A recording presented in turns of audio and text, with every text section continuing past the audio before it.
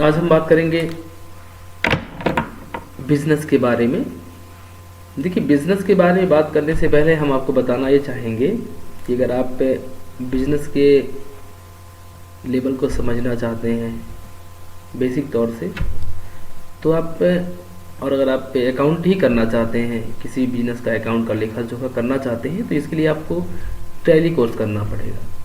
Tally course करने के लिए आपको किसी भी जो है कंप्यूटर सेंटर्स में ज्वाइनिंग करके आप वहाँ पे टैली कोर्स कर सकते हैं और टैली के बारे में समझ सकते हैं। देखिए, टैली कोर्स करने से ये फ़ायदा आपको मिल जाता है कि आपको बिजनेस करना है तो किस प्रकार से करना है, किन किन चीज़ों पर आपको ध्यान देना है, किस प्रकार से अपनी बिजनेस को मेंटेन करना है, ये सभी चीज़ें आपको टैली के अंदर प्रॉपरली तरीके से समझाई जाती है।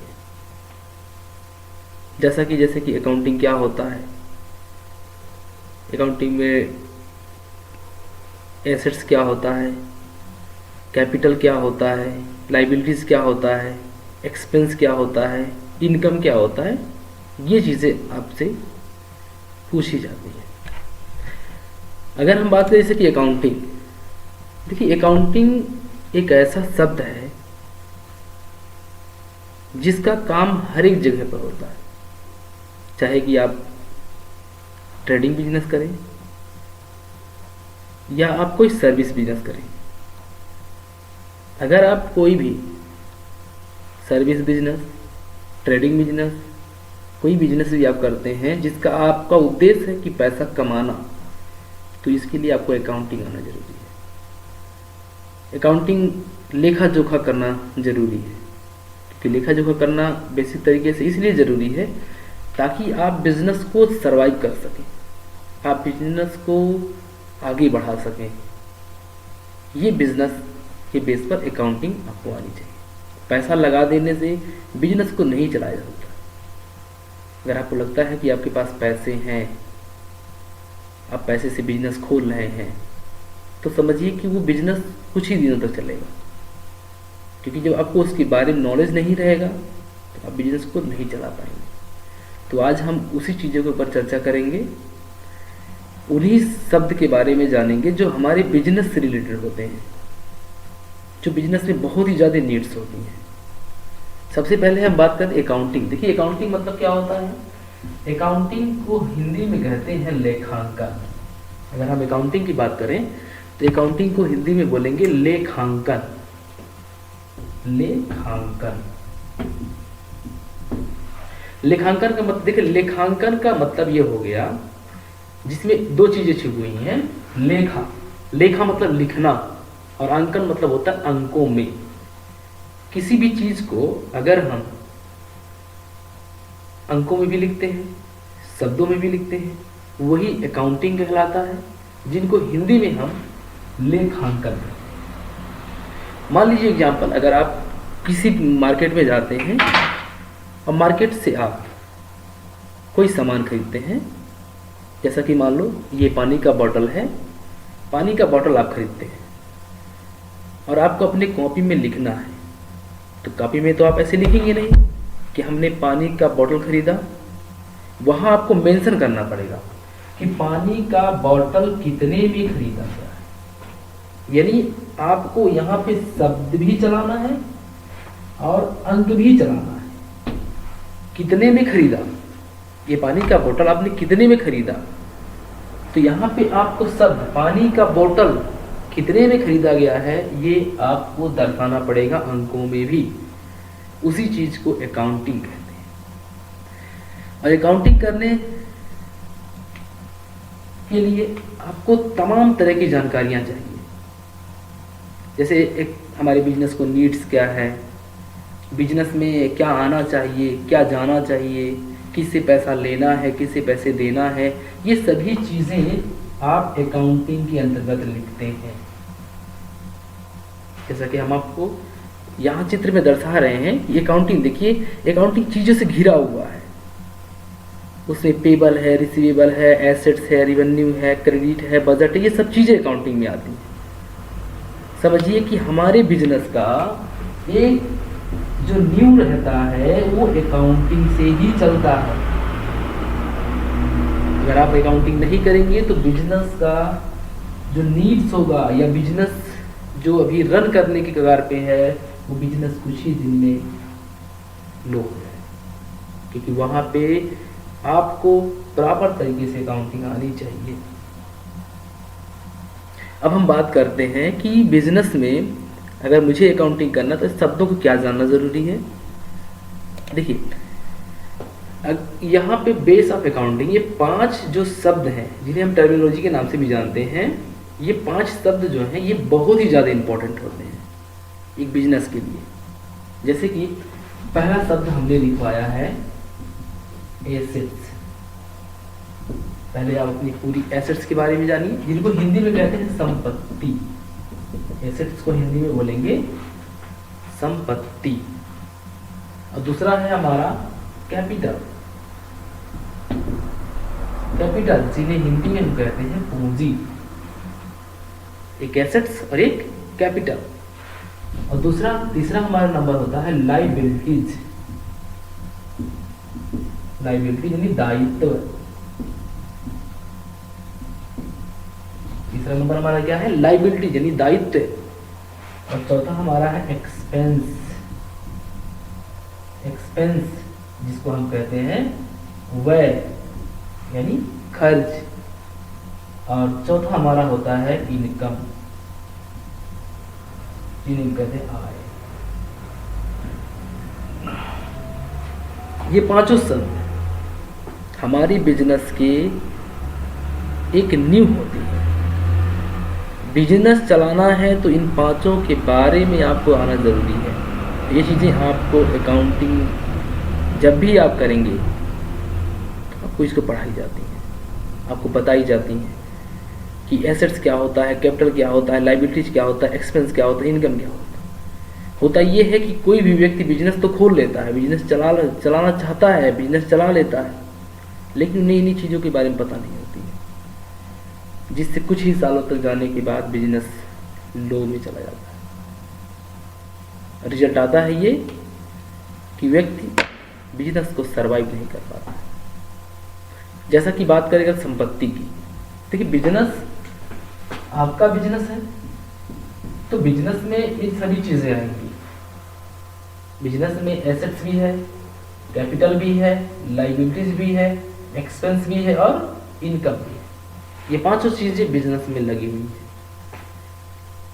लेकिन अब यहाँ पे ये जानना जरूरी है कि जैसे कि बिजनेस का मालिक जो होता है, अब वो जानना ये चाहता है कि 5 शब्द में से ऐसे कौन से शब्द हैं जो हमारे ऊपर लगेंगे और ऐसे इन 5 में से कौन से शब्द हैं जो हमारे बिजनेस पे लगेंगे।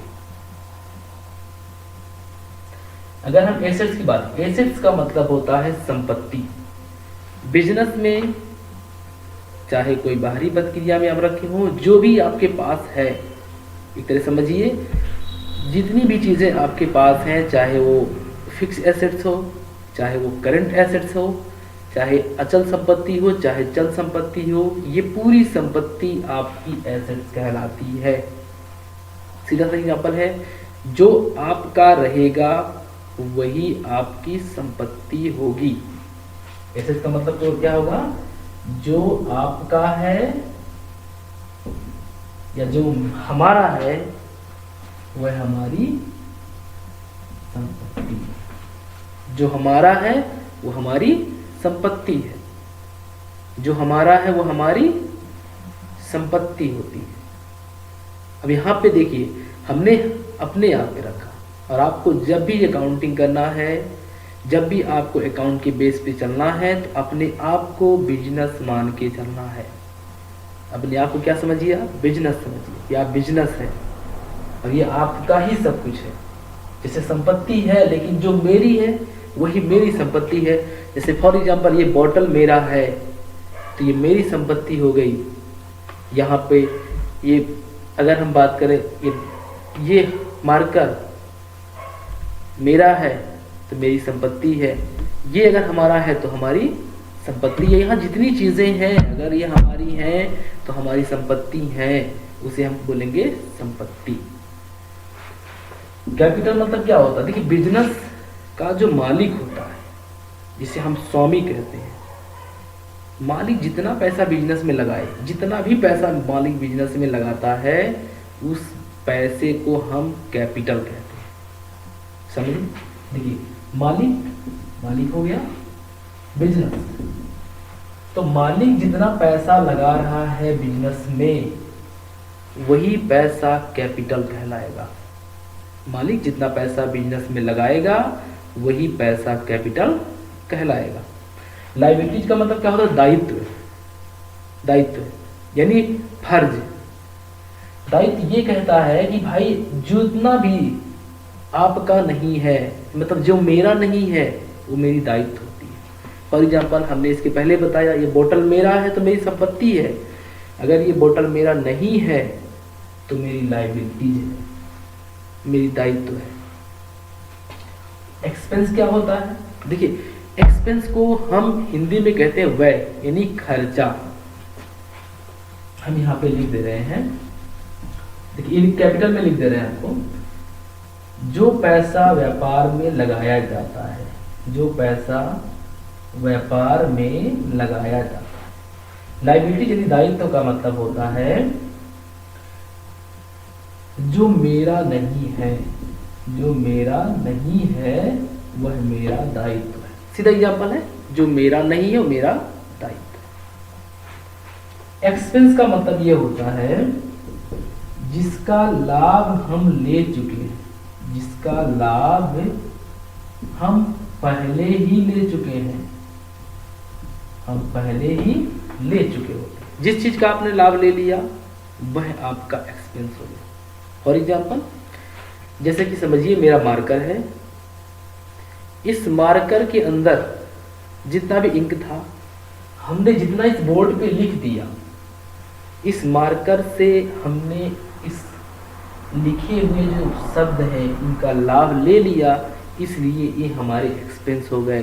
बट अभी जो इस मार्कर के अंदर जितने भी इंक हैं वो हमारी संपत्ति है, यानी जिसका लाभ आप ले चुके होते हैं वही आपका एक्सपेंस होता है। इनकम क्या होता है?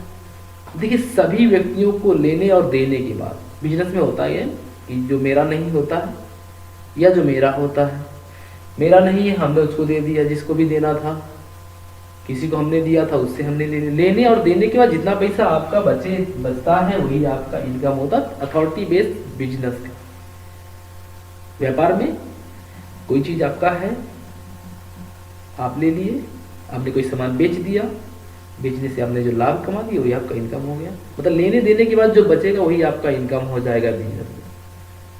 तो पांचों शब्द में assets, capital, liabilities, expense, income, ये पांचों चीजें बहुत इंपॉर्टेंट होती हैं हमारे बिजनेस को चलाने के लिए।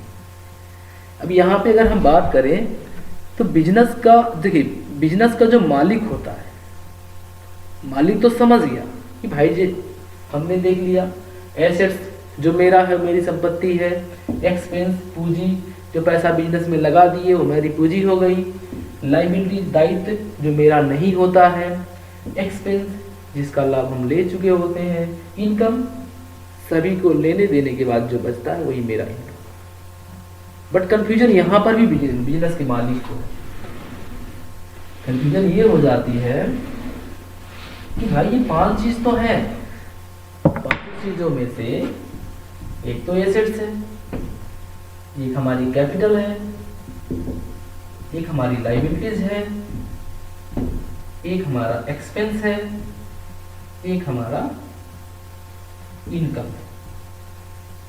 पांचों चीजें हमारे पास हैं, लेकिन पांचों में से क्या पांच ही मेरे हैं? मतलब मालिक क्या सोच रहा है, बिजनेस यहाँ पे है। कभी भी बिजनेस और मालिक एक नहीं हो सकते, हमेशा मालिक अलग है तो बिजनेस अलग है, बिजनेस का रास्ता अलग है, मालिक का रास्ता अलग है। बिजनेस कुछ और मांगेगा, मालिक कुछ और देगा। मतलब देने का अधिकार मालिक का कुछ और है, बिजनेस को लेने का अधिकार कुछ और है।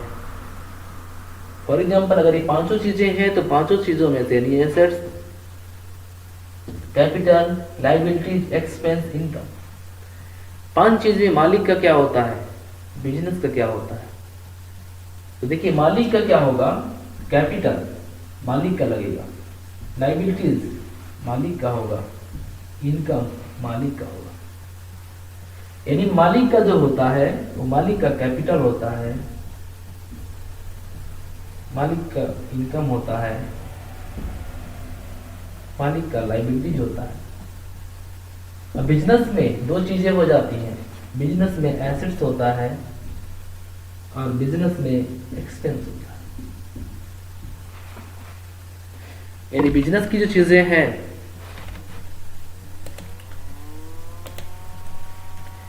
बिजनेस के लिए बना क्या है, बिजनेस के लिए संपत्ति और एक्सपेंस बना है, मालिक के लिए कैपिटल बना है, इनकम बना है, लाइबिलिटीज बना है। अब यहाँ बिजनेस का मालिक जो अभी तक सोच रहे थे कि 5 में से किसका है, तो उनको अथॉरिटी बेस पे समझाया कि देखिए कैपिटल, इनकम और लाइबिलिटीज आपकी है, एक्सपेंस और एसेट्स बिजनेस की है। अब यहाँ समझना जरूरी है कि आखिर बिजनेस का एसेट्स क्यों है, एक्सपेंस बिजनेस का क्यों है, कैपिटल मालिक का क्यों है, इनकम मालिक का क्यों है, लाइबिलिटीज मालिक का क्यों है। जैसे किसी काम को करने से पहले, कोई काम अगर आप करना चाहते हैं तो काम के प्रति समर्पित हो जाइए, इतना समर्पित हो जाइए कि लगे कि आप उस चीज को आगे बढ़ा सकते हैं।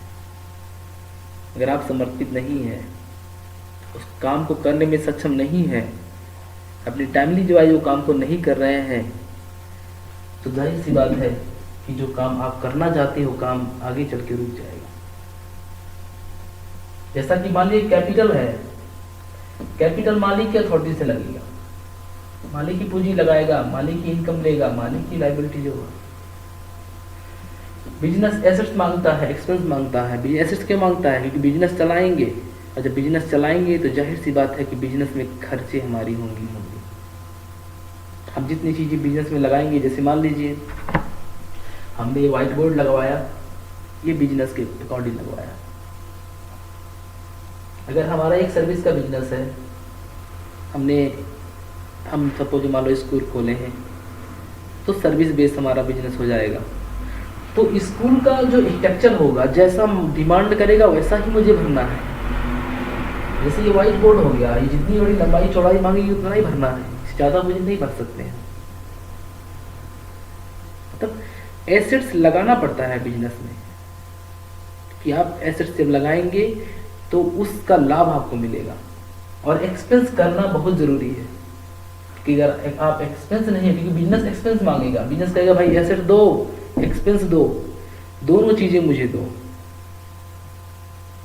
और मालिक कैपिटल, इनकम, लाइबिलिटीज मालिक की तरफ से जाएगा, और बिजनेस में एसेट्स एंड एक्सपेंस जाएगा।